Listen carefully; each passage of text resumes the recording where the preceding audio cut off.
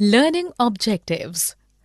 After completing this module, learners will be able to understand and describe the relation between dress codes and social hierarchy, understand and elaborate on the sumptuary laws and social hierarchy in the French society, understand and describe the differences in the notions of beauty, understand and describe how European women reacted to the imposition of dress codes, understand and describe in detail the impact of the two world wars on clothing, understand and explain the transformation in dressing style in the colonial period, understand and explain the British rules regarding dress code, understand and explain designing of national dress and Swadeshi movement, understand and elaborate on Gandhiji's experiments with clothing and khadi. Clothing, a social history. Since ages, all societies have observed some very strictly dress codes for men, women, children, and also for different strata of society. Clothes identified one's caste or social hierarchy. Before the dramatic revolutions and development of capitalist societies in the 18th century, people in Europe dressed according to regional codes. Their choice was limited to the availability of the type of cloth in their region and its cost. Class, gender and social status also impacted the clothing style. A number of factors changed the clothing style after the 18th century. Firstly, colonization of most parts of the world by Europe changed the outlook towards clothing in the colonies. Secondly, with the spread of democratic ideas, people want more freedom to dress up the way they preferred rather than follow the dictates of religion or region. Lastly, after the Industrial Revolution, when women started working in factories, their preference while clothing was comfort of working. The attitude towards clothing underwent a sea change. In the process, the Western style of dressing up for men became popular and gained acceptance across the world. Sumptuary laws and social hierarchy. During the medieval period, dress codes were imposed on people through laws. These laws elaborated in detail as to what different classes of society were supposed to wear. From about 1294 to 1789, when the French Revolution took place, the people of France were expected to strictly follow the laws called the sumptuary laws. Not only clothing, these laws also prevented those who were considered to be inferior from consuming certain foods and beverages. Usually this referred to alcohol and hunting game in certain areas. Even the number of clothes purchased per year and the material of clothing were prescribed in medieval France. Only the royalty could wear clothes made of expensive material like fur, ermine or silk, brocade and velvet. The velvet caps made of material imported from France and Italy were popular in amongst English men. England passed a law making it mandatory for all above the age of 6, with the exception of the higher class, to wear woolen caps on Sundays and holidays. This law saved the woolen industry in England. After the French Revolution, the Jacobins started wearing sans-culottes, which meant without knee breeches, unlike the fashionable knee breeches worn by the upper class. They started wearing clothes, loose and comfortable clothes. Blue, white and red were the dominant colors of their clothing. The simplicity of their clothing was meant to express the idea of equality. Sumptuary laws and social hierarchy. The end of sumptuary laws did not bring equality in terms of clothing in the European society. A number of aristocratic privileges and the laws that maintained those privileges were abolished, yet the difference in the upper and lower strata of the society was visible. The poor now were not barred by the law for eating or wearing by choice. What they wore was now governed by their earnings. Each class developed its own culture of dress. While being serious, strong, independent, and aggressive were seen as male qualities, women in Victorian England were groomed to be docile and dutiful, submissive and obedient. From the early years, girls were laced up and dressed in stays to hold their bodies straight. Older girls had to wear corsets to appear slim and slender. Small-waisted women were admired as elegant and graceful. Wearing corsets inflicted a lot of pain on a girl's body, but they had to put up with this image of an ideal attractive woman. How did women react to these norms? Women grew up believing the false ideals of womanhood. Right from childhood, it was ingrained in their minds to have small waist, bearing suffering, and to appear attractive, they must wear corsets, even if it meant insufferable pain. They accepted it all as normal. However, everyone did not agree with these values.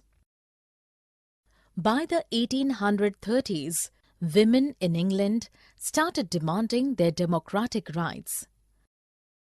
As the suffrage movement gained momentum, many began campaigning for dress reform.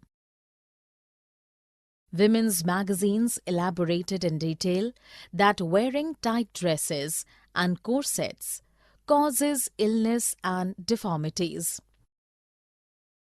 It prevented normal body growth and also hampered blood circulation. Women fainted frequently due to excessive tight corsets. In America also, traditional feminine clothes were criticized for a variety of reasons. Long skirts swept the ground, collecting dirt and filth. The voluminous skirts were difficult to maintain and handle. They also hampered quick movement. It was argued that if clothes were comfortable and convenient, then women could work and become independent. The reformers and supporters had to suffer hostility and ridicule at the hands of conservatives. Many believed that women would not look beautiful and feminine in non-traditional dress. The reformers, however, remained persistent in their efforts. By the end of 19th century, a drastic change in styles of clothing was observed. Women started working after the World War I. Their clothes did not hamper their work. People started accepting ideas of the reformers who they ridiculed earlier. New times, new materials. Before the 17th century, the British women wore clothes made up of flax, wool and linen. These fabrics were expensive and difficult to maintain. Trade with India in 1600 made cheap Indian chintz available in the European markets. It was a light, beautiful and easy to maintain fabric. Mass production of cotton textiles began in England during the Industrial Revolution in the 19th century. These clothes were exported and also sold in local markets. They were purchased by a wide section of people in Europe.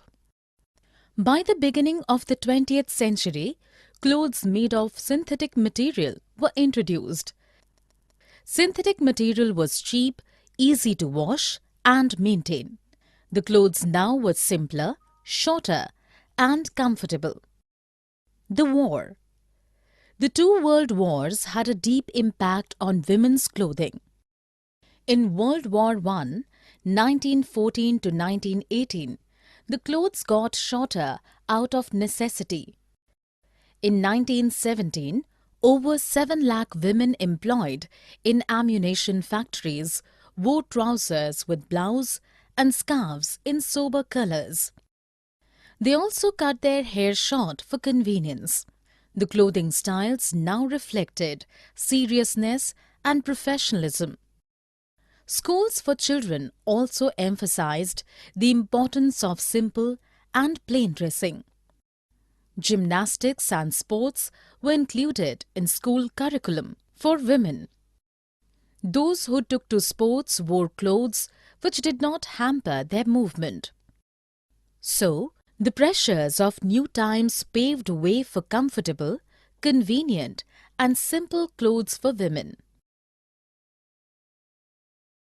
Transformations in colonial India. Indian men reacted to the Western style of dressing in 3 ways. First, some incorporated elements of Western styles in their traditional clothing. To them, Western clothes were a sign of modernity and progress. Second, there were men who completely rejected Western style of dressing. They were convinced that Western clothes would erode the traditional cultural identity. They steadfastly stuck to the traditional clothing. Third, a set of men preferred to wear Western clothes to work and changed into traditional clothes at home. Some found a different solution by combining the Western and Indian forms of dressing. Caste and conflict and dress change. In India, the caste system defined what subordinate and dominant caste Hindus should wear, eat, etc. These codes were also supported by law. Digression from the set codes invited violent reactions. British rule and dress codes. In different cultures, specific clothing items convey different meanings. The contradiction can lead to misunderstanding and conflict. The headgear worn by the Europeans and the one worn by Indians is an example. While the Europeans removed hat as a mark of respect, the Indians did not remove turban, their headgear, in the presence of elders or superiors at all. The British were often miffed when Indians did not remove turban when they met the British officers. Shoes also created similar cultural controversy. While the British insisted that Indians take off their shoes when meeting a British officer or when entering a courtroom, the Indians urged them to understand that taking off shoes in a sacred place or home was different from a workplace or a courtroom. Shoes were permitted into the courtroom after many years of struggle. Designing the national dress. During the freedom struggle, Indians began designing a national dress to portray a pan-Indian identity. The upper class started experimenting with dresses. Rabindranath Tagore suggested a dress for men which had elements of Hindu and Muslim dress. It was named Chapkan. In 1870s, Jananada Nandini Devi, wife of Satyendranath Tagore, the first Indian member of the ICS, adopted the Parsi style of wearing the sari pinned to the left shoulder with a brooch and worn with a blouse and shoes. This gained popularity with the Brahmo Samaji women and was named Brahmika Sari. This move, however, was not successful as women in different parts of India continued to drape sari according to the regional style. The Swadeshi movement. Mechanized spinning and weaving of cloth increased the demand for raw material like cotton and indigo in Britain. The political control of India helped the British in two ways. They forced peasants to grow indigo for vested interests and also found a huge market for their goods, especially cotton cloth in India. As a result, India's leading textile centres, Murshidabad, Machilipatnam and Surat, declined as there was little demand. In 1905, when Lord Curzon announced the partition of Bengal, Indians rose in rebellion. The Swadeshi movement was a reaction to this announcement. People boycotted foreign goods or clothes. Use of khadi became a patriotic duty. Though khadi was expensive and everyone could not afford it, Mahatma Gandhi used it as a symbolic weapon against British rule. Designing the national dress. 2. Mahatma Gandhi's experiments with clothing. Mahatma Gandhi made khadi not only a symbol of self-reliance but also of resistance to the use of British mill-made cloth. In 1888, when Mahatma Gandhi went to London to study law, he adopted Western suits and gave up his traditional clothing of dhoti or paijama combined with a shirt or coat. He adopted the Western attire so that he would not be laughed at. Even at Johannesburg, South Africa, while practicing as a lawyer, he wore Western suits with a turban. On his return to India in 1915, he dressed like a Kathiawadi peasant for some years. In 1921, he announced wearing a short dhoti with a chadar till 31st October 1921, but it became his dress for his entire life. To him, khadi was a sign of purity, simplicity and poverty, and also a symbol of rejection of British mill-made clothes. Not all could wear khadi. Mahatma Gandhi wanted the entire nation to adopt khadi, but everyone could not follow his footsteps. Motilal Nehru was a nationalist and a successful barrister. He gave up wearing expensive Western-style suits and adopted the Indian dhoti kurta, but these were not made of khadi.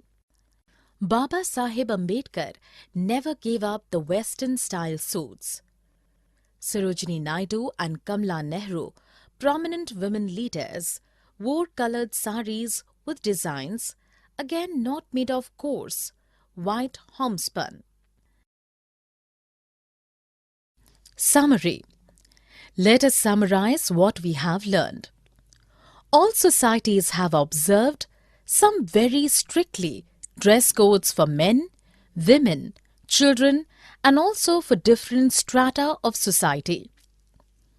During the medieval period, dress codes were imposed on people through laws called sumptuary laws. Despite the end of sumptuary laws, the poor could not dress up or eat by choice because of lack of money. In 1830s, women in England started demanding their democratic rights, and many also began campaigning for a dress reform. By the end of 19th century, a drastic change in women's styles of clothing was observed. The light, beautiful and easy to maintain Indian fabric, chintz, became popular in Europe. In the colonial era, Indian men either adopted Western attire or combined elements of Western and Indian clothing for their dresses. A conflict between Indians and British arose due to cultural differences. During the freedom struggle, Indians began designing a national dress to portray a pan-Indian identity. The Swadeshi movement, popularizing khadi, was a reaction to the partition of Bengal in 1905. Gandhiji experimented with different forms of clothing. Khadi was